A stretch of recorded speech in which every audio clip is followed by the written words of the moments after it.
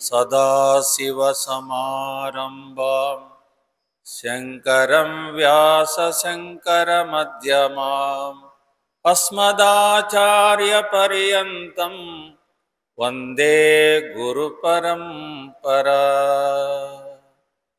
स्थापकाय च धर्मस्य सर्वधर्मस्वरूपिणे अवतारवरिष्ठाय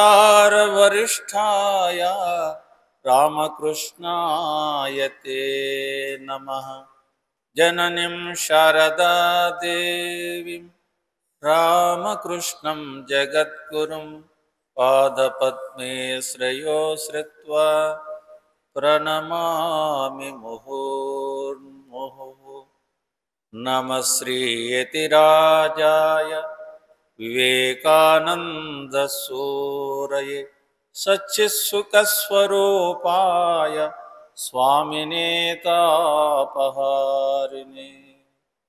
ध्यानमूलं गुरुर्मूर्ति पूजमूलं गुरुर्पादं मंत्रमूलं गुरुर्वाक्यं मोक्षमूलं गुरुर्कृपा। नित्यं शुद्धं निराभासं निरञ्जनं नित्यबोधं चिदानन्दं नमाम्यहम्। चिदानन्दं नमाम्यहम्। श्री गुरुभ्यो नमः। हरिः ओम्। ఈ క్షేత్రానికి క్షేత్రపాలకుడైనటువంటి నైనాలప్ప గురుదేవులకు అనంత కోటి దండ ప్రణామములు ఆచరిస్తూ పరమపూజ్యులు బ్రహ్మనిష్ఠులు శ్రీ శ్రీ చిదానంద గురుదేవులకు అనంత కోటి దండ ప్రణామములు సాష్టాంగ నమస్కారాలు ఆచరిస్తూ దివ్యాత్మ స్వరూపులారా, పవిత్రమైనటువంటి వైశాఖ శుద్ధ పౌర్ణమి. ఈ పవిత్రమైనటువంటి వైశాఖ శుద్ధ పౌర్ణమిలో ఈ జగత్తుకు రెండో వ్యాసుడుగా వచ్చినటువంటి ఆదిశంకరులు అవతరించినటువంటి ఈ వైశాఖ మాసం శుద్ధ పంచమి రోజు అవతరించాడు. అలాగనే అవతారాలలో ఉండేటువంటి బుద్ధ భగవానుడు ఈ వైశాఖ మాసంలోనే ఆయన అవతారం తీసుకొని ఆయన అనంత కోటి అయినటువంటి యొక్క 600 శతాబ్దంలో ఉండేటువంటి 600 సంవత్సరాల శతాబ్దం అనేటువంటి 6వ శతాబ్దంలో ఉండేటువంటి అవతార పురుషుడైనటువంటి ఈ జగత్తుకంతా కూడా ఎంతో అనంతమైనటువంటి జ్ఞాన సంపదను తెచ్చినటువంటి మహాసిద్ధ పురుషుడు. అందుకే ఆయన ఈ ప్రపంచానికి మొదలు పెట్టడమే ధర్మం గచ్ఛామి, సంగం గచ్ఛామి, అలాగనే బుద్ధం శరణం గచ్ఛామి అనేటువంటి ప్రయోగం చేసి ఈ అవతారాన్ని తెచ్చినటువంటి సిద్ధపురుషుడైనటువంటి బుద్ధ భగవాన్. అయితే ఇలాంటి మహాత్ములందరూ కూడా అవతారంలో వచ్చినటువంటి అవతార పురుషులైనటువంటి దశావతారాల్లో బుద్ధ భగవానుడు కూడా అవతారమని, అలాగనే ఈ అవతారాల్లో వచ్చినటువంటి శంకరుడు కూడా అవతారమని, అలాగనే కూర్మావతారం అనేటువంటి అవతారం కూడా వచ్చినటువంటి అవతారమని, అలాగనే ఈ వైశాఖ సప్తమి రోజు అవతారమైనటువంటి జమదగ్ని మహాముని అయినటువంటి భగీరథుడైనటువంటి వారు ఈ అఖండమైన ఈ బ్రహ్మాండములో ఎక్కడో దాగినటువంటి శాపగ్రస్తురాలైనటువంటి గంగను భగీరథుడు తెచ్చి వారు ఆ అవతారమైనటువంటి జమదగ్నితో యొక్క చేతులు గడిపి, అలాగనే ఆ అవతార పురుషుడైనటువంటి ఈ యొక్క ఆ సవరు కుమారులైనటువంటి 101 వారు శాపగ్రస్తులైనటువంటి వారికి ఆ గంగను భూమిపైకి తెచ్చి వాళ్ళనందరినీ శాప విముక్తి చేసినటువంటి అవతారము ఈ వైశాఖ మాసంలోనే జరిగినటువంటిది.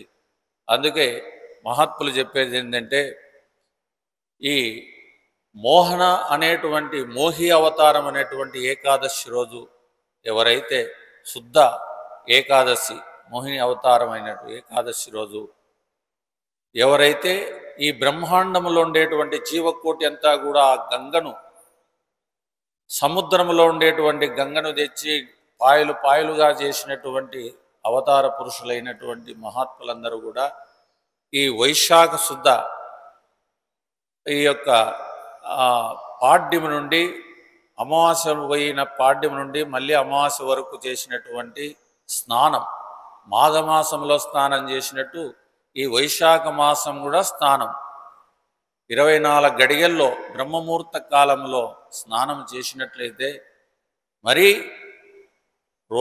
ఆ నెలంతా చేయకున్నా కూడా అమావాస్య రోజు పౌర్ణమి రోజైనా ఆ స్నానం ఆచరించి ఆ గడియల్లో అయితే స్నానాలలో ఉండేటువంటి విశేషమైనటువంటిది ఏంటంటే గంగోత్రి, యమునోత్రి, కాశీ ఇదంతా చేయడం అనేటువంటిది ఒక విశేషమైతే మూలము ఎక్కడి నుండి గంగ పుట్టినటువంటిది, ఎక్కడి నుండి గంగ వచ్చినటువంటి స్థానం ఏంటంటే సముద్రము. సముద్ర స్నానం అమావాస్య రోజు బ్రహ్మముహూర్త కాలంలో 3 మునకలేసి మహావిష్ణు స్వరూపాన్ని ప్రార్థన చేస్తే 7 జన్మల నుండి చేసినటువంటి పాప పరిహారమే కాకుండా వారికి అష్టదరిద్రులుగా ఉండే వారికి అష్టైశ్వర్యమును ప్రసాదిస్తుందని వైశాఖ పూర్ణమి అనే వైశాఖం అనేటువంటి యొక్క చెప్తా ఉంది పురాణము. అయితే దీంట్లో శ్రేష్టమైనటువంటిది ఏంటి అంటే ఈ సముద్ర స్నానం చాలా పవిత్రమైంది కాబట్టి అమావాస్య రోజు కానీ ఆ రోజు చేసిన తర్వాత దానాలు ఈ పౌర్ణమిలో చేయాల్సినటువంటి యొక్క ఈ మాసంలో చేయాల్సినటువంటి దానాలు అదే భగవద్గీత చెప్తా ఉంది. ఏం చెప్తా ఉందంటే అవతార పురుషులు వచ్చేటప్పుడు బ్రహ్మదేవుని దగ్గర నుండి 3 తూళ్ళు పలికిందంట. ఏంటి ఆ శబ్దం అంటే భగవంతుడు స్వల్పం అప్యస్య ధర్మస్య త్రాయతో మహతో భయాత్ అని భగవద్గీతలో 2వ అధ్యాయంలో 40 శ్లోకంలో చెప్తారు.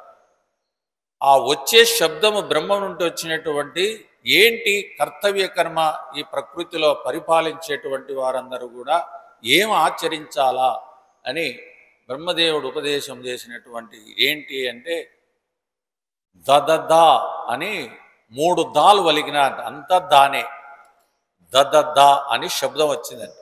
ఫస్ట్ రావడంలో వచ్చినటువంటి శబ్దం. ఆ దదదా అనేటువంటి శబ్దాన్ని ఈ బుద్ధ భగవానుడు ధర్మమును ఆచరిస్తే బాగుంటుంది, ధర్మాన్ని శరణం రక్షిస్తే బాగుంటుంది, ధర్మ రక్షణ రక్షతే అని ధర్మాన్ని పట్టుకున్నాడు బుద్ధ అవతారంలో బుద్ధ భగవానుడు. అలాగనే ఆ దదదా అనేటువంటి శబ్దాన్ని వచ్చినటువంటిది ఏం చెప్పిందంటే ధమముతో కూడుకునే వాళ్ళు దేవతలని, అంటే బ్రహ్మనిష్ఠులైనటువంటి యోగీశ్వరులు వాళ్ళే దేవతలని, అంటే ధమముతో ఉండేటువంటి వారందరూ కూడా ఆ ఇంద్రియ నిగ్రహతో ధమముతో ఉండేటువంటి వారు మహాశ్రేష్ఠులు. అయితే 2వ స్థానంలో ఉండేటువంటి వాడు ఏంటంటే దయ. ఆ దయతో ఉండేటువంటి వాడు రాక్షస భావాలతో ఉండేటువంటి మానవులకు దయ అనేటువంటిది ఒక్కటి ఉంటే చాలు ఈ కలియుగంలో తరించేదానికని మనకు పురాణాలు చెప్తున్నాయి. తర్వాత లాస్ట్ ఫైనల్లో చెప్పినటువంటిది పామరులకల్లా చెప్పినటువంటిది దానము. ఆ దానము చేస్తే వాడు పునీతుడైతాడు ఈ కలియుగంలో అని చెప్పేసి మనకు పరంపరగా వచ్చినటువంటి. అయితే ఈ దానాలు ఏం చేయాలా ఈ మాసంలో అంటే చేయాల్సినటువంటి గృహస్థ ధర్మంలో ఉండేటువంటి వాడు ఏ దానాలు చేసుకోవాలంటే కోటీశ్వరుడైనటువంటి వాడు పెద్ద ధనవంతుడైనటువంటి వాడు చేయాల్సినటువంటి కర్తవ్య కర్మలు ఏంటంటే భూదానము, గోదానము, సువర్ణదానము, అన్నదానము ఇలాంటి పెద్ద పెద్ద దానాలు చేయొచ్చు. కానీ సామాన్యులైనటువంటి వాళ్ళు ఏం దానం చేయాలంటే ఈ మాసంలో చెప్పులు, గొడుగు, ఇసనకర్ర, మజ్జిగ, కొత్త కుండ ఇలాంటివి దానం చేయమని చెప్పారు. ఇలాంటి దానం చేస్తే అనంత కోటి అయినటువంటి పుణ్యమే ఆర్జించడమే కాకుండా దారిద్ర్యం పరిహారం అవుతుందని మనకు వైశాఖ పురాణం చెప్తా ఉంది.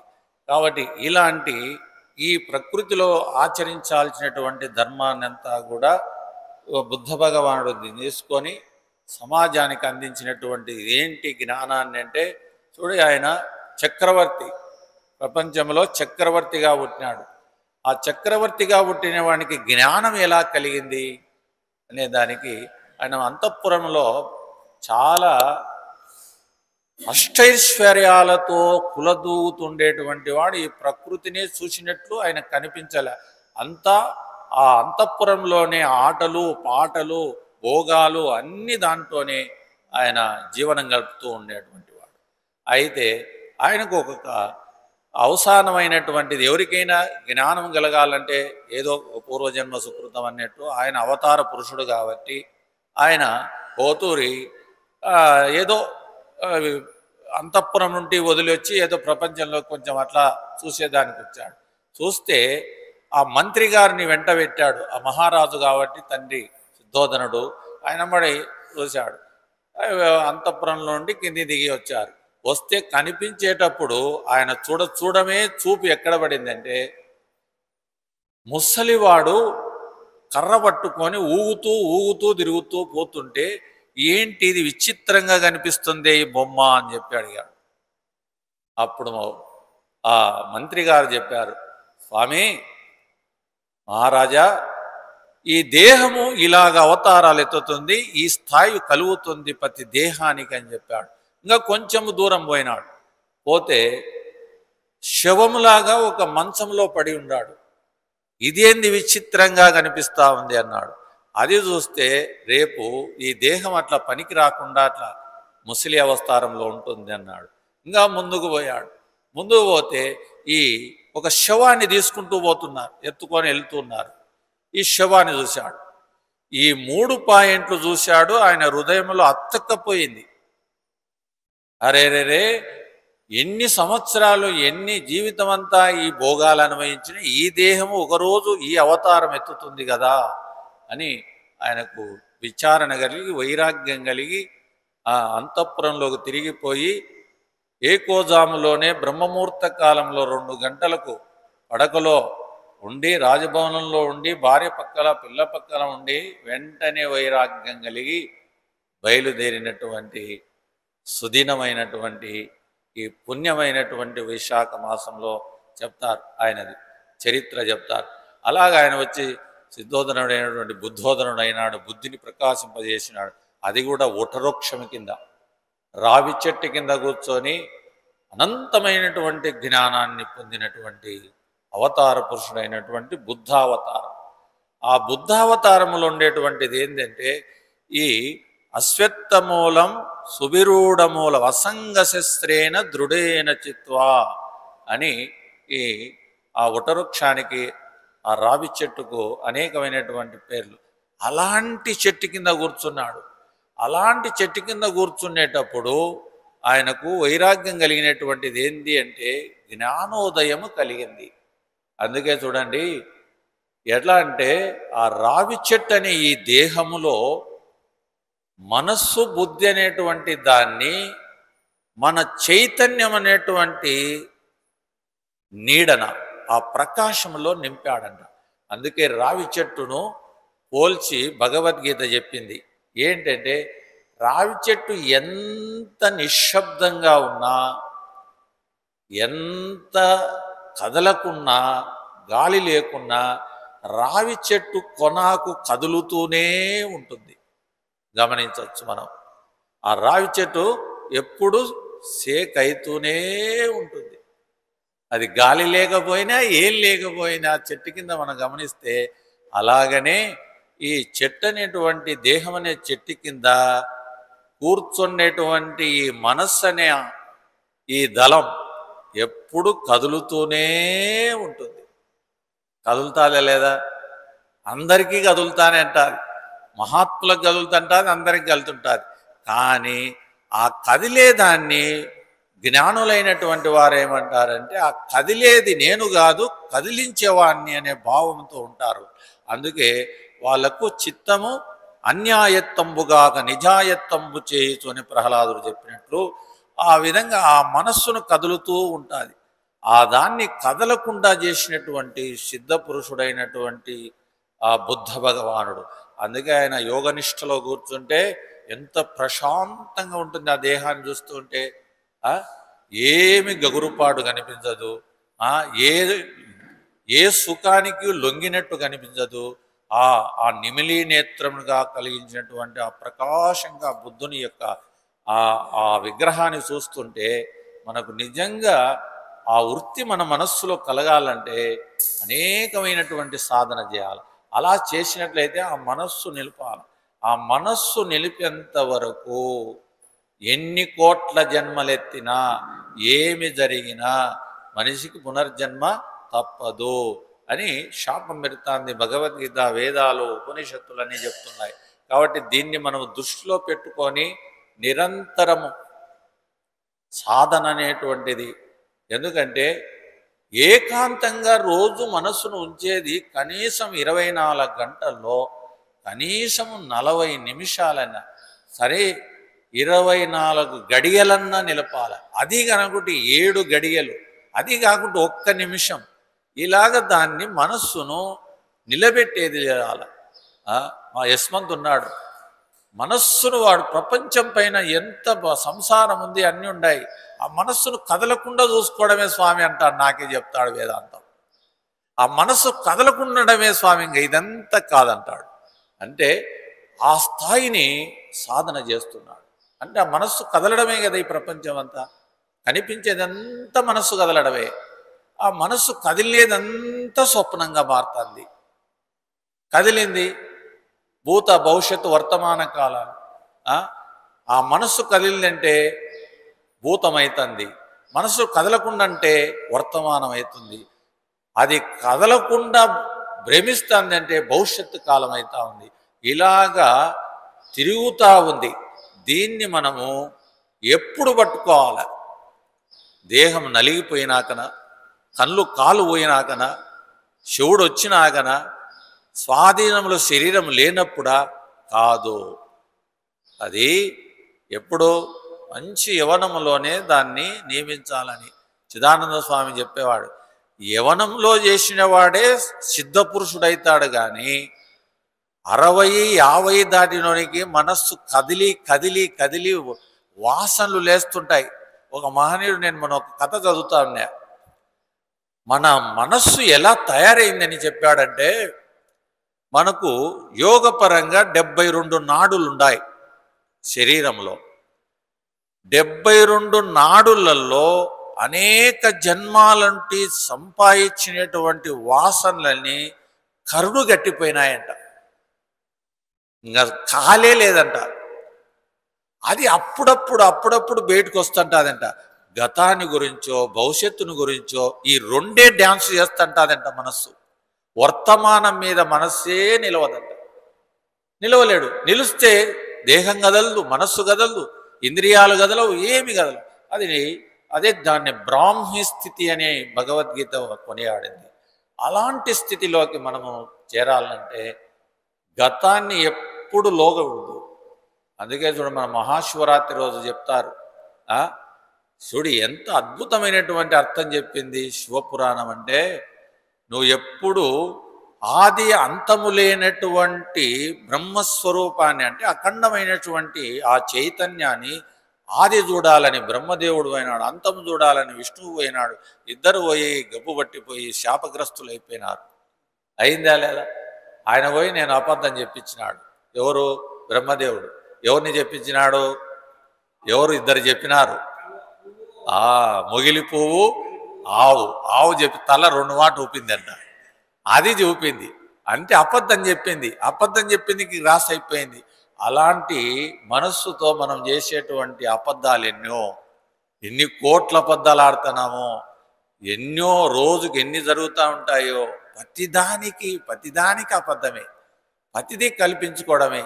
అంటే 1-2 చెప్పుతేనే అంత దోషం వచ్చిందే, మానవుడు ఒక ఆయన మహనీయుడు చెప్పినాడు, గరికపాడు చెప్పినాడు, 1,80,000 సంకల్పాలు కలిగితే దాంట్లో 90 చిల్లర పైనే, అంటే ఆయన చెప్పినాడు 52,000 అబద్ధాలు అవుతాయంట ఒక్క జీవుడు చేస్తుండే శ్రేష్ట. ఆయన ఎట్ట లెక్క చెప్పినాడు చూడి. ఇన్ని సంకల్పాలు చేస్తే జాగ్రత్త అవస్థ అనేటువంటి 12 గంటల్లో చేసేటువంటి ఇన్ని అబద్ధాలు ఆడితే సంకల్పాలు ఇన్ని జరుగుతున్నాయంట. ఎవరన్నా సంకల్పాన్ని గుర్తించినారా? గుర్తించలేరు. ఎందుకు? కష్టం. అనేకమైన ఆలోచనలు వస్తుంటాయి. ప్రశాంతంగా అటు కూర్చుని అంటే తాతన్న వచ్చాడు, మామన్న వచ్చాడు, ఎక్కడికి వచ్చాడు? పక్కలో కాదు, మనసులోకి వచ్చంటాడు. అన్నీ అద్దంలో వచ్చి పడుతుంటాయి. ఏయో గుర్తొచ్చాయి, ఏ తినేటివి వచ్చాయి, కొట్టినేది వచ్చాది, తిట్టినేది వచ్చాది, ఇచ్చినేది వచ్చాది. ఏం అద్దం అండి అది? ఆ ప్రకాశ అద్దంలో. అందుకే ఆ ప్రకాశములో, ఈ అద్దంలో కనిపించేటి అన్నీ బొమ్మలే. ఒక్కటన్నా నిలబడిందా చెప్పండి మనసులో? ఒక్కటి నిలిచింటే మనం యోగేశ్వరులు అయి తీరేవాళ్ళం. అంటే సమాధి స్థితిలోకి వెళ్ళిపోయేవాళ్ళం. కానీ మన మనస్సులో నిలవలే. భగవద్గీత కానీ, పురాణం కానీ, భాగవతం కానీ, మహాభారతం కానీ ఒక్కటి నిలవింటే ఇప్పటికి మనము పునీతులం అయిపోయేవాళ్ళం. ఎందుకు? ఖాళీ లేదు, లోపల ఖాళీ లేదు. 72,000 నాడులలో ఇరెక్కపోయింది వాసన, కరుడు గట్టిపోయింది. ఆ కరుడు బాగా, దాన్నే చెప్తారు చూడి, ఒక ప్రవాహాన్ని మనం గమనిస్తే పెద్ద ప్రవాహంగా మారింటుంది. ప్రవాహము కింద మట్టి ఉంటుంది. ఆ మట్టిని బాగా నీళ్ళు అయిపోయినాక మన ఏట్లో బాగా చెక్ చేయొచ్చు. పోతుంటే అడిగేస్తే గట్టిగా అంటుంది. మరి నీళ్లు కదా పారింది, ఎందుకు ఆ తుణుకులు తుణుకులు తుణుకులు తుణుకులు ఉంటుంది? గట్టి ఉంటుంది. అలాగనే మేత పెట్టింది అంటే అనేక జన్మాల్లో నుండి మన ఈ 72,000 నాడుల్లో గట్టి అయిపోయిందంట. కదిలించేదానికే లేదు, కొట్టేదానికి కూడా లేదు. అందుకే చూడు, కరుడుగా మాట్లాడతాడు కొందరు, కఠినంగా మాట్లాడతాడు కొందరు, కోపంగా మాట్లాడతారు. ఇదంతా కరుడు గట్టిన భావాలతో వచ్చేటువంటి వాసనలతో మనిషి చర్య చేస్తుంటాడు. కాబట్టి ఇలాంటి యొక్క వాసనలన్నింటినీ త్యజించాలంటే ఒక్కటే ఉండాల్సింది మానవునికి. 50 సంవత్సరాలు దాటితే ప్రపంచంలో భోగాలు కానీ, పిల్లలు కానీ, ఆస్తులు కానీ, అంతస్తులు కానీ కాలుతో దాన్ని బయట దొబ్బి రావాలి. ఎక్కడికి పోవాలి? గురువుల దగ్గర శ్రవణం చేయాలి. గురువు దగ్గర శ్రవణం చేసి చక్కగా చేయాలి. మనకందరూ మహాచక్రవర్తులైనటువంటి వారందరూ కూడా రాజ్యాన్ని వదిలి చూడి, భరతుడు 50,000 సంవత్సరాలు రాజ్యం పరిపాలించి ఏం తీసుకున్నాడు? మళ్ళా గురువు దగ్గరికే పోవాల్సి వచ్చింది. 50 సంవత్సరాలు ఈ రాజ్యాన్ని పరిపాలించినా కూడా ఆయనకు శాంతి రాలే. అందుకే భరతుడు పోయి మళ్ళీ గురుబోధన విని బ్రహ్మనిష్టలో అన్ని త్యాగం చేసుకుని పోయినాడు. కానీ వైరాగ్యం అనేటువంటిది మనిషికి చాలా అవసరము. ఎందుకంటే దేహాన్ని ఇప్పుడు వదులుతాననేటువంటి సిద్ధంగా ఉండాలంట వైరాగ్యం అంటే. ఈ క్షణంలో నాకు పనికి రాదన్నాడు వివేకానందుడు. నాకు ఈ సమాజాని కోసం నా మనస్సు పనిచేయకపోతే, నా దేహం పనిచేయకపోతే ఈ దేహం నాకు ఎందుకు అవసరం? ఈ క్షణంలో వదిలేస్తానన్నాడు. కానీ అట్లే వదిలినాడు ఆయన. ఇంకా శరీరంలో వచ్చినటువంటి ఆయన దగ్గుపుస్సు వచ్చింది, ఆస్మా పేషెంట్ అయిపోయినాడు. మాట్లాడి ఆయన చెప్పినాడు, 1 గంట సెలవు తీసుకుంటున్నాను అన్నాడు. పోయి వివేకానందుడు ఆయన గదిలో కూర్చున్నాడు. 1 గంటలోనే సమాధి నిష్టలో కూర్చున్నాడు. అట్లా అన్నీ వదిలేసినాడు. అలాంటి స్థితి రావాలంటే మనం చేయాల్సినటువంటి ప్రయత్నం ఏంటంటే, బుద్ధ భగవాన్ అన్నటువంటి వాడు ఆదిశంకరుడు చూడి ఏంది ఆయన జీవితం. ఒక్కసారి ఆయన చరిత్ర చదవండి. ఎన్ని కష్టాలు, ఎన్ని నష్టాలు, ఎన్ని కొల్లలు అన్నిటికీ అడ్డుకొని ఆ రచన ఎప్పుడు చేసినాడో, ఎన్ని ప్రక్రియ గ్రంథాలు చెప్పినాడు, ఎన్ని ఆ 30 చిల్లరలోనే జరిగినది ఆయన యొక్క యోగం. అలాంటి వైశాఖ పంచమి రోజు ఆయన జన్మించి ఆయనను మనం స్మరించాలి. ఆ రోజు గంగా స్నానం చేసి శంకరునికి అర్ఘ్యం వదలాలంట. ఆధ్యాత్మికమైనటువంటి సంపదలో మేము పుట్టాము ఈ భారతదేశంలో. నీ వంశపురంలో వచ్చినటువంటి మేము బిడ్డలము శిష్యులమని అర్ఘ్యం వదలాలంట బ్రహ్మముహూర్త కాలంలో పంచమి మహారోజు. అది గురుపీఠమైనటువంటి వారు పరంపర పీఠం ఉండేవాడు వాళ్ళు ఖచ్చితంగా ఆ రోజు అర్ఘ్యము స్వామి నాకు జ్ఞానాన్ని ప్రసాదించని వదలాలంట. మనమేం బంధాలు వదలాలని పితృదేవతలు రుణాలు తీర్చుకోవాలని మన అర్ఘ్యం వదులుతాం కాదు, నాకు జ్ఞానాన్ని ప్రసాదించమని ఆ రోజు చేయాలని. అయితే ఎవరు చేస్తారు? ఏదో మఠాలలో ఎవరన్నా చేస్తారేమో, కానీ సంసారులు చేయలేరు. ఎందుకు? ఆ భక్తి, ఆ విశ్వాసం, ఆ జ్ఞానం, ఆయన పైన ప్రీతి అనేది కలగాలంటే చాలా కష్టమైనటువంటి విషయం. అందుకే దీంట్లో మనకు చెప్పినటువంటి అద్భుతమైనటువంటిది ఏంటంటే వ్యవసాయాత్మిక బుద్ధి ఏకే కురునందన బహుశాఖానంత బుద్ధయో వ్యవసాయన. మనం వ్యవసాయం చేస్తున్నాం. ఏంది? ఏం వ్యవసాయం? ఏం చేస్తున్నాం? భౌతికమైన వ్యవసాయం చేస్తున్నాం. ఈ బుద్ధితో వ్యవసాయం చేస్తున్నావా? వ్యవసాయం చేయడం అంటే ఈ బుద్ధితో నువ్వు నిరంతరము సాధన చేయాలి. సాధన చతుష్టయ సంపత్తిని సంపాదించాలి. దాన్ని ఆ బుద్ధితో పట్టుకొని భగవద్గీత మనకు ఫస్ట్ ఇచ్చేసింది 2వ అధ్యాయంలో. వ్యవసాయాత్మిక బుద్ధి ఏకైక కురునందన. నువ్వు బాగా కష్టపడు, బాగా శ్రమించు. భౌతికమైనటువంటి శ్రమ అనేటువంటిది కూడా ఉండడ, కానీ లక్ష్యం మాత్రం ఈ బుద్ధిని ప్రకాశింపజేసుకోవాలనేటువంటి తీవ్ర ఆలోచన, తీవ్ర వైరాగ్యం, విరక్తి ఇవన్నీ కూడా మనస్సులో ఎప్పుడు చేసుకుంటుండాలి. అందుకే దానికి ఏం చేయాలంటే ఏకాంతంలో కూర్చోబెడుతుండాలి మనస్సును. ఏకాకి యతచిత్తాత్మ నిరాశర పరిగ్రహ అని భగవద్గీత చెప్పింది. ఏకాకిగా కూర్చుంటే, నిశ్శబ్దంగా కూర్చుంటే దాన్ని పట్టుకునే దానికి అవకాశం దొరుకుతుంది. అందుకే బాహ్య శబ్దాలను దూరంగా పెట్టమన్నాడు. వివేకానందుడు చెప్పాడు, ఒక గృహస్థుడైనటువంటి వాడు 40 సంవత్సరాల నుండి మొదలు పెట్టాలి వాడిని ఈతి బాధలన్నిటి వదిలి. రోజు ఒక అర్ధగంట గది సపరేట్గా కట్టుకోవాలి. మనం గుళ్ళు కట్టాం, దేవుని గుళ్ళు కట్టాం ఇంట్లో, అది ఎక్కడ కడతా? వంటశాలలో బేషన్ కాడ కడుతున్నాం. మరీ దరిద్రమైనటువంటి మనకు అందుకే జ్ఞానం కలగడం లేదు, దరిద్రం పోవడం లేదు. కానీ ఇన్నిటికి బెడ్రూములు అన్నీ కట్టుకుంటాడు. దేవాలయం మాదిరి గుడి కట్టుకోవచ్చు కదా, దానికి కూడా ఒక ప్రమాణం ఉంది. 11 అడుగులని, 21 అడుగని, ఇట్లా ఎన్నో ప్రమాదాలు ఉన్నాయి. అట్లా గుడి కట్టచ్చు కదా, కట్టాడు. కానీ అదంతా కాకపోయినా కూడా ఒక గదిని ఏర్పాటు చేసుకోవాలి.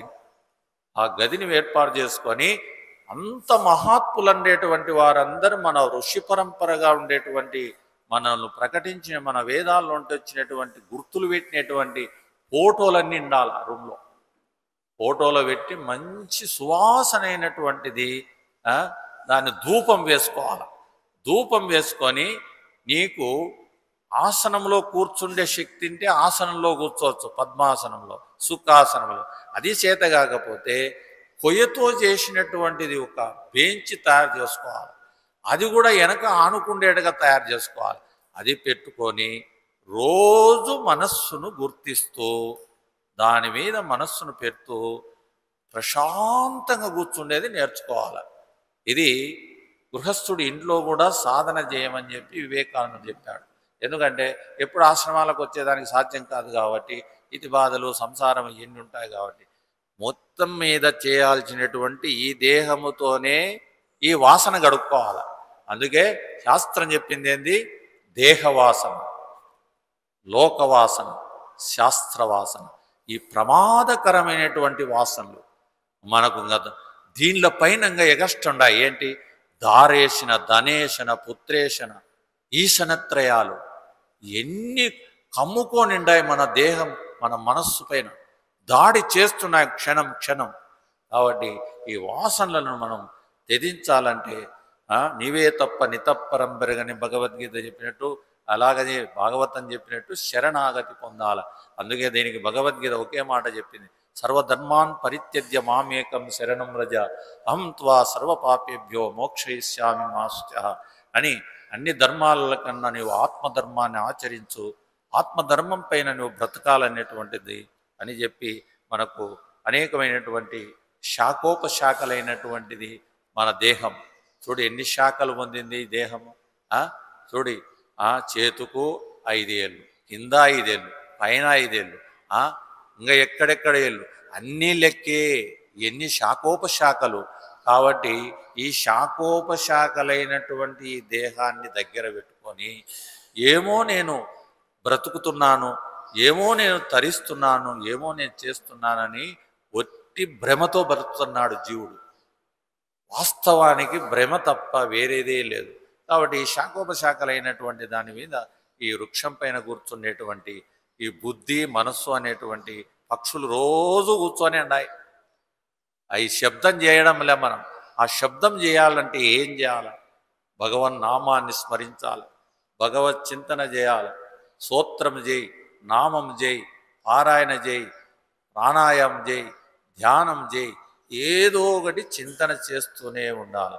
అందుకే యానిషా సర్వభూతాన్ తస్మాత్ జాగ్రత్త జాగ్రత్త అని భగవద్గీత చెప్పినట్టు మన జీవితంలో నిత్య జీవనంలో చేయాల్సినటువంటి ఎన్ని కూడా కర్తవ్య కర్మతో చేస్తూ జీవనాన్ని చేయమని ఆదేశించినటువంటి వాడు బుద్ధ భగవానుడు.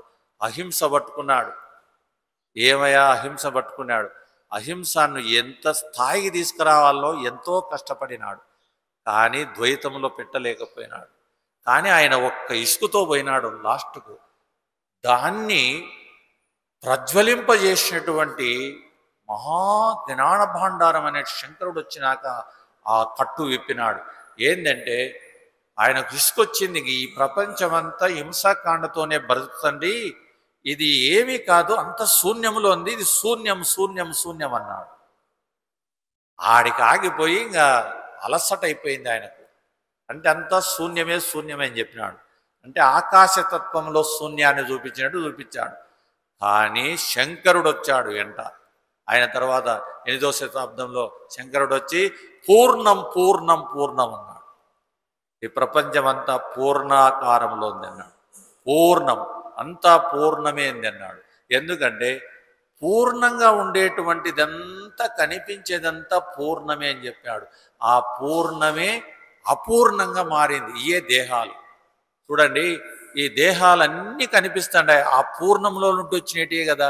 అందుకే దీనికి ఇంకోమానేయుడు చెప్పాడు, మన దేహము మనకు మంచి ఎండలు అయిపోయినాక జ్యేష్ఠ మాసంలో గన్లు గన్లు మేఘాలు లేస్తాయి, పెద్ద పెద్ద మేఘాలు లేస్తాయి. అవి మనం చూసిన ఒక 10 నిమిషాలు 20 నిమిషాలకు ఇచ్చిపోతాయి. అలాగనే మన దేహాలు ఆ పూర్ణతత్వములో ఇచ్చిపోతున్నాయంట, అంటే కరిగిపోతున్నాయి. అయోధ్య ఎట్లా వర్షంగా వరిగిపోతున్నాయి, మన దేహాలన్నీ కరిగిపోతున్నాయి. కరిగిపోతున్నాయి కానీ కరిగించడం లేకుండా ఉన్నాం. అది ఆ మృత్యువు ఆ రూపంలో వచ్చి మనల్ని కరిగిస్తుంది. కానీ మనము ఆ మృత్యువు కన్నా ముందు ఈ దేహాన్ని మనం కరిగించాలి. ఆ కరిగించడమే నిజమైనటువంటి ధ్యానం, నిజమైనటువంటి సాధన. దీన్ని మనం సాధించాలంటే అనేకమైనటువంటి విచారణ చేయాలి. బాగా విచారణ చేస్తుండాలి. క్షణం క్షణం విచారణ చేస్తుండాలి. ఈ దేహం ఏంది, ఇది ఏంది, మనస్సు ఏంది, ఇదంతా ఏంది, ఇదంతా ఏంటి, ఏంది. చూడి, గతించిన వాళ్ళందరూ ఎక్కడికి పోయినారు? ఒక్కపారి గతాన్ని గురించి ఆలోచిస్తే మీ తాతగారు ఏమైపోయినారు, మీ అబ్బగారు ఏమైపోయినారు, మీ ముత్తాతలు ఏమైపోయినారు? కనిపించలేదే. ఏడన్నారు వాళ్ళు? ఆ భూమే ఉంది. ఇట్లా విచారం దానికి నచ్చజెప్పాలి మనస్సు. అలాగ నచ్చజెప్పినప్పుడు ఎప్పుడైతే ఆ మనస్సు స్థిరపడుతుంది, ధైర్యం వస్తుంది, నిలకడగలుగుతుంది, అప్పుడు భగవత్ చింతన అనేటువంటి సాధన చేయాలి. అందుకే భగవత్ చింతన అనేటువంటిది ఎప్పుడు కూడా సాధన చేయకపోతే మన చేతిలో కాలము లేదు. చూడండి, మా గురుగారు ఆరాధన అయిపోయి ఇప్పుడు 2 నెలలు అయిపోయింది. మొన్న జరిగింది, అప్పుడే 2 నెలలు గడిచిపోయింది. కాలచక్రం చూడి ఏం పోతా ఉందో. మనం ఏమన్నాం? ఏమో తెలియలే. మన మనసు ఎప్పుడు నిలిచింది? ఒక్క క్షణం కూడా నిలిచడం లేదు. ఇంకోటి చూడండి, మనం ఇంత గందరగోళంగా ఈ జాగ్రత్త అవస్థలో బతుకుతామే, గాఢ సుషుప్తిలో కనీసము మనిషి ఎంతవరకు జీవిస్తున్నాడు? 7 గడియలు కూడా జీవించడంలే. అసి 60 ఏళ్ళు వచ్చినోడికి అయితే 7 సెకండ్లు కూడా జీవించడంలే గాఢమైన సుషుప్తిలో. ఎందుకంటావా? స్వప్నంలోనే ఉంటాడు. ఇంత కలత నిద్దరే, కదిలి కదిలి కదిలిపోతుండ. నాకైతే ఇప్పుడు 2 సంవత్సరాలు అయింది. ఇంకా మెలకువ వస్తే కదులుతుంటుంది మనస్సుగా. ఆ మనసు కదిలినప్పుడంతా దీన్ని అతికిస్తుండాల. ఇంకా శ్రమలే, దేహాన్ని ఆడేసిన మనసుతో పోటీ పడుతుండాల. ఆ చైతన్యం మీదకి మనసు తీసుకురావాలి. విచారణ చేసిన మార్గాన్ని గుర్తు చేసుకుంటుండాల, దాని మీదకి మళ్ళీ పంపిస్తుండాల. ఇలాగ జరిగితే అప్పుడు నిలకడగలుగుతుంది. అందుకే స్వప్న ప్రపంచము చాలా ప్రమాదకరమైంది. స్వప్న ప్రపంచములో మొదలెక్కడో తోకెక్కడో ఎప్పుడుదో ఎక్కడిదో ఏమీ అర్థం కాదు. అది ఎప్పుడుదో, ఏ జన్మలోదో, ఏ పాపం చేసిందో, ఏం జరిగిందో అనేది బాగా దాన్ని విచారణ చేస్తే కానీ కుదరదు. కానీ గూట్లో రాయవన్నట్టు, గుడ్డి రోట్లో గూట్లో రాయవన్నప్పుడు తక్కువ వయసు సుసుప్తిలో పడుతుంది. ఆ సుసుప్తిలో పడినేటప్పుడు దానికి ఎంత చమత్కారమో, అంత డెలికేటో, ఎంత సూక్ష్మమో, దానికి అట్ట కదిలిందంటే వచ్చి పడుతుంది. అంత స్థాయి నుండి కింది దిగుతుంది. కాబట్టి ఆ స్థితికి రావాలంటే వివేకానందుడు చెప్పాడు, ఆ స్థితిలో ఉండేటప్పుడు సూది కింద పడితే ఒక మామూలైన శబ్దం వచ్చినట్టు ఉంటుంది అంట ఆ మనసుకు. మన మనసు గుర్తిస్తుందే? సూది కింద పడితే మన శబ్దాన్ని గమనించగలమా? సాధ్యమవుతుందా? ఎవడో సాధ్యం కాదు. ఎందుకు? మనకు లేదు, ఆ స్థాయి లేదు. అంటే ఆ నిలకడ, ఆ శక్తి, ఆ మనస్సును అట్లా ఆపే శక్తి మన దగ్గర లేదు. కాబట్టి ఆ శబ్దాన్ని గమనించే శక్తి మన దగ్గర లేదు. అందుకే గాఢమైనటువంటి సుసుప్తిలో మనకు చేయాల్సినటువంటి విశ్రాంతి, అది ప్రకృతి, మూల ప్రకృతిలో జీవుడు అంటే మనస్సు కదిలి కదిలి కదిలి అవస్థలో ఊరికే గమ్మైపోతుంది అంతే. తరించలే, కరిగిపోలే, అది ఊరి గమ్మైపోతుంది. ఆ గమ్మైపోయినప్పుడు మనస్సు మనను ఇంకా చంద్రబందర చేసి స్వప్నంలోకి వచ్చి ఇంకా గందరగోళం అంతా చేస్తుంది. దీన్నెంత గుర్తించినటువంటి బుద్ధ భగవానుడు, ఆదిశంకరులు, ఇలాంటి గొప్ప గొప్ప మహనీయులందరూ కూడా ఈ సాధన చేసి తరించినారు. కాబట్టి ఈ విధమైనటువంటి యొక్క వైశాఖ శుద్ధ పౌర్ణమి రోజు చాలా పవిత్రమైనటువంటిది. వైశాఖ మాసంలో కనీసం అంటే వైశాఖ పురాణాలు 108 పురాణాలు చెప్తే కనీసం భారతదేశంలో పుట్టినటువంటి హిందువుడు కనీసం 10 పురాణాలన్నా చదివింటారా? ఏనాడు నువ్వు ఎన్ని చదివినావు? పురాణాల కథే తెలుసా? తెలుసు పేర్లు. ఎప్పుడన్నా ఇసుకు తీసుకొని ఈ పురాణ వ్యవస్థ ఏంది, ఎందుకు వ్యాసుడు ఈ పురాణాలు తెచ్చిపెట్టినాడు, ఎందుకు నచ్చ చెప్పినాడు, ఎందుకు ఈ కథలన్నీ వచ్చినాయి? మహాభారతం అయితే, పురాణాలు అయితేనే, ఉపనిషత్తులు అంటే మన సత్తా లేదు, మన దగ్గర వివేకం లేదు. కాబట్టి కనీసం పురాణాలు చదవచ్చు కదా. ఎంత పుక్కిరి పురాణాలంట. పుక్కిరి పురాణాలు ఎట్టయితే అది మీ తాత అన్నాడని నీకు తెలుసు కదా, మీ ముత్తాత పుట్టినాడని తెలుసు కదా. పురాణం ఎట్లా అబద్ధం అవుతుంది? శాస్త్రం ఎట్లా అబద్ధం చెప్తావు? ఈ ప్రపంచం ఉంది అనేది నీకు ఉందా లేదా? మరి ఎంతమంది పోయినారు? భూమి మీద నుండి పోయినారు కదా, మరి ఉన్నట్టే కనిపిస్తుంది కదా. అలాగనే నమ్మకంతో కావాలి. అందుకే శ్రద్ధావాన్ లభతే జ్ఞానం. అందుకే మహాత్ములందరూ చెప్తుంటారు, మనిషి దగ్గర ఓర్పు, శ్రద్ధ అనేటువంటిది తింటే ఎంత స్థాయి కన్నా ఎదుగుతాడన్న. ఏముండాలి? శ్రద్ధ, ఓర్పు. ఈ రెండు ఎప్పుడైతే బ్యాలెన్స్తో నడిపిస్తాడో మనస్సులో, వాడు అద్భుతమైనటువంటి శక్తిని సంపాదిస్తాడు. 7 14 లోకాలు ఉన్నాయంటే దానిపైన ముందే అందుకుండే శక్తి వస్తుందంట. అందుకు కాబట్టి మహాత్ములందరూ ఈ దారిలో నడిచినారు. అందుకే స్వామీజీ 4 నెలలు మౌనం ఉండి అనేకమైనటువంటి సాధనలు ఉండేవాడు. ఎందుకు? తన్ను తాను ఉద్ధరించుకునేదానికి. తర్వాత ఉద్ధరింపబడుతుందో లేదో, కానీ నేను తరించాలి, నేను ఉద్ధరించాల, ముందు నేను ఉద్ధరింపబడాలనేటువంటి సాధనతో కఠినమైనటువంటి సాధన చేసి ఆయన పునీతుడైనాడు. కాబట్టి మహాత్ములందరూ కూడా మనకు ఆదర్శ పురుషులుగా ఉండారు. కాబట్టి అందరికీ నమస్కారం చేయలేకపోయినా భూమాతకు, సూర్య భగవానికి నమస్కారం చేయండి. దేహం ఉన్నంత వరకు, కాళ్ళు ఉన్నంత వరకు భూదేవికి సూర్య నమస్కారం ఖచ్చితంగా చేయండి. మీరు ముడ్డి గడుక్కుంటారో, స్నానం చేస్తారో, అవన్నీ మాకు పనిలే. సూర్యుడు కనిపిస్తానే భూమిపైన ఆ కిరణ శక్తి వచ్చేటప్పుడు నీకు శక్తి ఉంటే పవిత్రంగా స్నానం చేసింటే గాయత్రి మంత్రాన్ని 11 తూర్లు స్మరించండి. గృహస్థుడైనటువంటి వాడు గాయత్రి మంత్రం చేసేదానికి అధికారం ఉంది. కాబట్టి 11 తుల్లో 5 తుల్లో అదే చూడు మహాత్ములందరూ కొందరు నిలబడుకొని తపస్సు చేసినారు.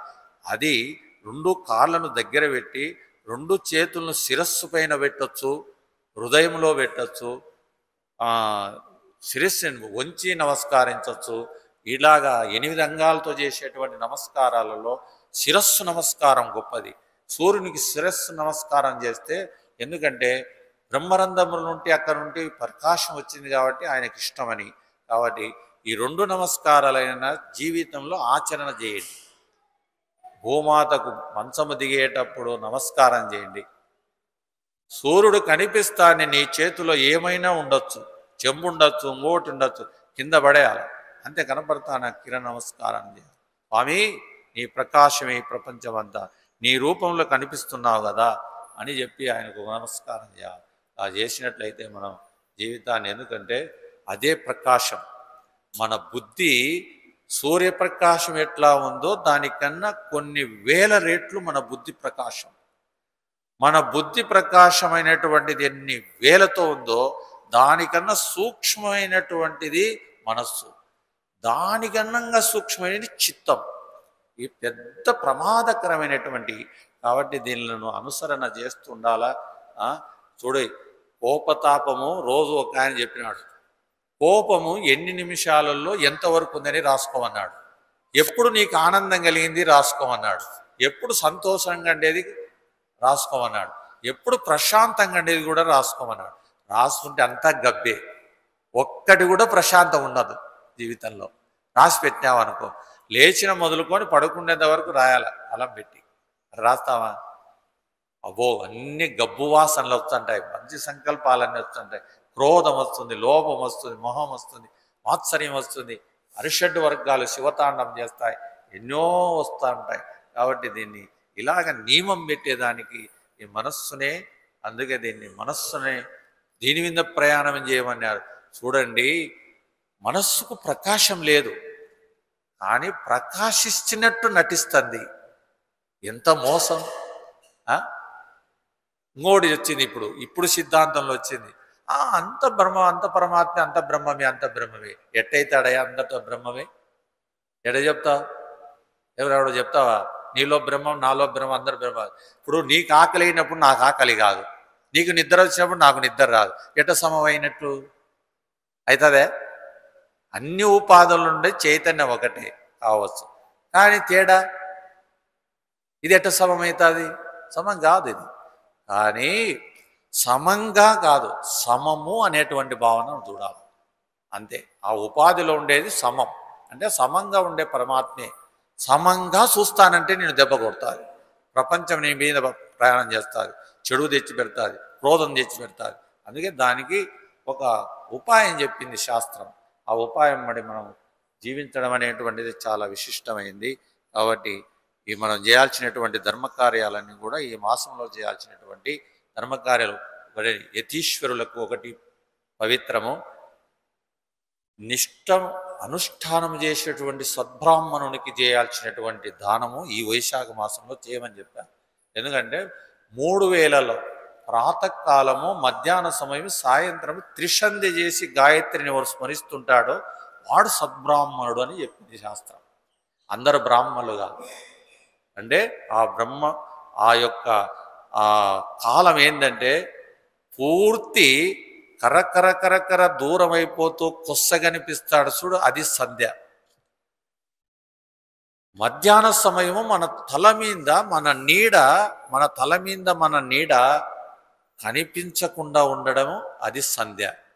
సాయంకాలము పూర్తి సూర్యుడు పోయేటప్పుడు ఆ క్షణం ఉందే, అది సంధ్య. ఈ సంధ్యలో ఎవరైతే గాయత్రి, మహాగాయత్రి మంత్రాన్ని స్మరిస్తారో తప్పకుండా జీవన్ముక్తులవుతారు, తప్పకుండా వాళ్ళకు సాక్షాత్కారం కలుగుతుంది అని మనకు ఈ వేద మంత్రం చెప్పినటువంటి. ఎందుకంటే మంత్రాలలో కల్లా వేద మంత్రం గాయత్రి, అన్నీ వచ్చినాయి, మళ్ళీ వచ్చినాయి. వేదంలో రహస్యం ఏంటంటే ఓంకారము పుట్టిన తర్వాత వచ్చినదే గాయత్రి. అందుకే గాయత్రి మంత్రాన్ని మహానుభావుడు చిదానంద స్వామి గాయత్రి జపం వేలు లచ్చలు జపం చేస్తాడు. ఎప్పుడు? చాతుర్మాస దీక్షలో ఎప్పుడు గాయత్రి మాతనే స్మరిస్తూ ఉంటాడు ఆయన అనుష్ఠానం. ఇప్పుడు కూడా గాయత్రి మాత ఆయన చేసిన అనుష్ఠానం చేసిన గదిలో నాకు ఎంతసేపు నేను గాయత్రి చేయాలనిపించి అహం బ్రహ్మాస్మి అనే భావం మీద మనస్సును పెడితే గాయత్రి గుర్తుకొచ్చంటాది. ఆ రూమ్లో పోతే అది ఆవరించింది, మొత్తం ఆ గదినంతా ఆవరించింది. ఆ ప్రకాశం అంతా కనిపిస్తుంటే ఆమె చెక్కు చక్రాలు మొత్తం కనిపించేటి అన్నీ చూస్తాను. అబ్బా అబ్బా ఏమి నింపినావు స్వామి, ఇంత శక్తిని దీంట్లో నింపినావని. నాకు వచ్చిన బ్రహ్మోపదేశంలో చేసినటువంటి నాకు మంత్రమే గుర్తు తెచ్చుకుంటాను. నేను ఆ గుర్తు తెచ్చుకునే దానికి త్రిసంధ్యలో కాకుండా సాయంకాలం ఉదయమన్నా గుర్తు తెచ్చుకోవాలి. ఆ గుర్తు తెచ్చుకుంటే ఈ మంత్రం గుర్తుకొస్తుంది. అంటే ఎంత తపించింటాడు, ఎంత శ్రద్ధతో ఆ మంత్రాన్ని స్మరించింటాడో. అందుకే ఆయనకు అంత విశ్వాసం కలిగింది. అందుకే ఇంత మహాత్ముడైపోయినాడు, ఈ మంచి స్థాయిని పొందినాడు, జీవన్ముక్తుడైపోయినారు. కాబట్టి అలాంటి స్థాయి మనకు కలగాలని ఆ పరమేశ్వరుడు, ఆ బుద్ధ భగవానుడు, ఆదిశంకరుడు. ఇంకోటి ఏంటంటే ఇప్పుడు ఈ మాసములోనే బహుళ పంచమో బహుళ తదియనో వస్తుంది. ఎవడు? ఆంజనేయుని జయంతి. ఆంజనేయ జయంతి వస్తుంది.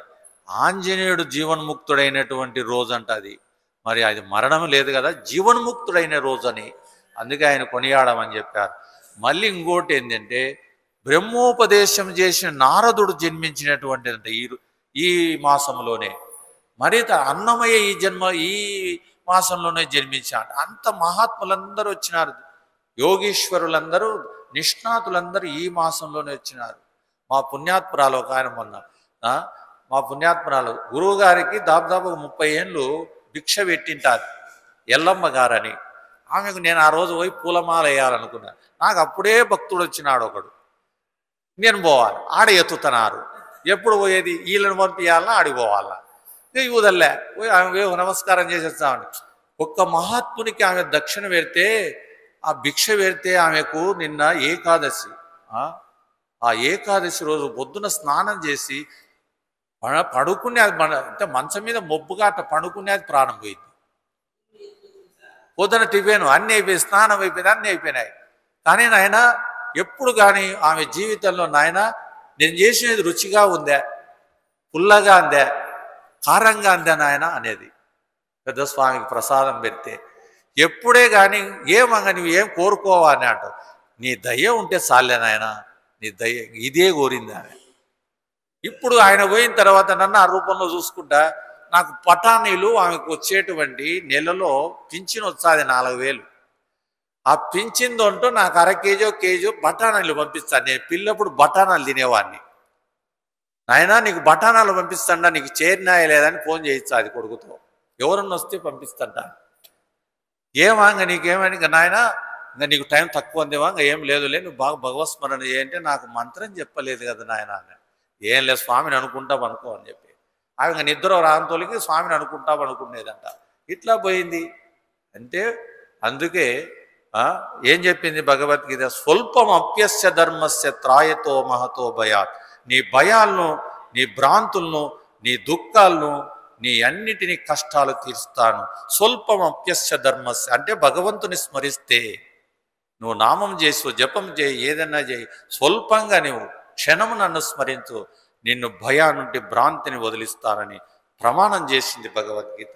స్వల్పం అప్యస్య ధర్మస్య త్రాయతో మహతో భయాత్. దాన్నే ఆ ధర్మాన్ని పట్టుకొని మహాత్ములందరూ తరించినారు, మనలో తరింప చేస్తారు. కాబట్టి ముఖ్యమైనటువంటిది వైరాగ్యం పెంచుకోండి, జ్ఞానాన్ని తోడవుతుంది, విరాగాన్ని పెంచుకోండి, బంధాలను తెంచుకోండి. ఎప్పుడు బంధాలపైన మనస్సు పోయిందనుకో ముద్ర పడుతుంది మనస్సులో. ఆ ముద్రను తెరుచుకోవాలంటే రోజులు, సంవత్సరాలు పడతాయి. అందుకే ఏ భక్తుడన్న రాని నేను ఇటువల్ల చూస్తున్నా ఆయన వీడికి వస్తానే ఆవరణ తొలుగుతుంది స్వామి శక్తితో. ఏదో బాగా నాయన నేను భగవత్ చింతన చేసుకోవాలి, ఆయన అంత కాలం అంతా గడిచిపోయింది, ఇంకా లేదు నాయన చేయాలంటాడు. చేయాలంటే నాయన వచ్చి నువ్వు 10 రోజులు ఉండి ఏదైనా భగవత్ చింతన చేసుకుంటే, ఏదైనా పడుకో, ఏదైనా మంచి మాటలు చెప్తుంటే, లేదు నాయన నా భార్య మా కొడుకు అన్నం వండి పెట్టను పోయింది, నా మనవరాలు ఇంటికి బడికి పోయొచ్చాది, ఆమెను బూట్లు వేయాలన్నాడు. ఏంటండి ఈ భ్రాంతి నీకు? రేపు చచ్చేటప్పుడు వీళ్ళందరినీ ఎమ్మడొస్తారా? కానీ భ్రాంతి ఏం జరగదా? ఒకవేళ ఇప్పుడు వెంటనే నీ ప్రాణం పోయిందనుకో, ఎవరయ్యా ఎవరు వస్తారా? ఎవరన్నా రమ్మను వెంట వస్తారా? ఎవరు రారు. మరి ఎందుకు ఈ భ్రాంతి అంటే ఇది అనేక జన్మాలుంటే భ్రాంతి. అందుకే ఈ భ్రాంతిని పరిహారం చేయాలంటే ఒక్కటే వైరాగ్యము, విరాగము, భగవచ్చింతన, భగవన్నామము ఈ స్మరిస్తూ ఉంటేనే మనకు లోపల ఆ కలుషితమైనటువంటిది ఆ వాసనలన్నీ తగ్గిపోతాయి. అందుకే 3 వాసనలకే మూట గట్టి పెట్టింది ప్రకృతి. దీనిలో మిమ్మల్ని ఇరికిచ్చి పెట్టా, ఇంకా మీరు ఎప్పుడు దాటుకుంటారో చూసుకోమన్నారు. దేహవాసన ఎంతో చూడు. నా దగ్గరకు వస్తుంటారు కొందరు, ఏంటంటే రంగులు ఎత్తనాడు 80 ఏళ్ళు 30 ఏళ్ళు 60 ఏళ్ళు వచ్చి రంగులు వేసుకోవడం ఏందే? నేను ముసలోనిగా నిన్ను మళ్ళీ వయసోడు అనుకుంటారా? అది ఏంది? ఆ కెమికల్స్ లోపల పోయి తలకు బట్టి అంత బట్టి గందరగోళం అయ్యి లోపల స్పుండ్ అవుతుంది, స్పుండ్ అయిపోతుంది. మరియు అది ఒక ప్రాబ్లం. ఇది ఏం దేహభ్రాంతి కాదా? ఇంత దేహభ్రాంతి అవసరమా? నిన్ను ముసలోడని వయసుడు అనుకుంటారా? ఇది దేహవాసన. ఇంకా లోకవాసన కనపడితే చాలు వాని అంతా గొడవ చెప్తాడు. నేను అట్ట పుట్టినా, నేను ఇట్ట పుట్టినా, నేను అట్ట చచ్చిన, నేను ఇట్ట చచ్చిన, అది సంపాదించిన, ఏంది? ఇదే లోకవాసన. ఇంకా శాస్త్రవాసన ఏదన్నా పోదామంటే అన్నీ పనికిరానియే, అన్నీ పనికిరా. అందుకే చదివించిరి నన్ను గురువులు ధర్మ అర్థ కామ శాస్త్రము, నే చదివినవన్నీ పెక్కులు చదివితి తండ్రి మర్మమెల్ల చదివితిని తండ్రి అని నిర్భయంగా రాజ ఆస్థానంలో పలికినాడు 5 ఏళ్ల బాలుడు. ఎంత త్యాగం ఉండాలా, ఎంత వైరాగ్యం ఉండాలా. అలాగే ఇట్లా పట్టుకున్నాయి మనల్ని, ఈ వాసనలు పట్టుకున్నాయి. కాబట్టి ఈ వాసనలను పరిహారం చేయాలంటే ఒక్క భగవంతుని పట్టుకుంటేనే వాసనలు ఊడిపోతాయి. ప్రపంచాన్ని, పిల్లలను, ఆస్తులను, అంతస్తులు ఏవి పట్టుకున్నా నిన్ను ముంచేస్తాయి. అంతే, మునగానాం తేలానాం. కాబట్టి ఈ వైరాగ్యాన్ని పెంచేదానికి సిద్ధపురుషుల అవతారంలో వచ్చి ప్రకృతిలో పుడుతుంటారు. కాబట్టి వారికి అందరికీ ఒకసారి అందరం నమస్కారం. బుద్ధం శరణం గచ్ఛామి, సంఘం శరణం గచ్ఛామి, ధర్మం శరణం గచ్ఛామి, ధర్మం శరణం గచ్ఛామి, ధర్మం శరణం గచ్ఛామి.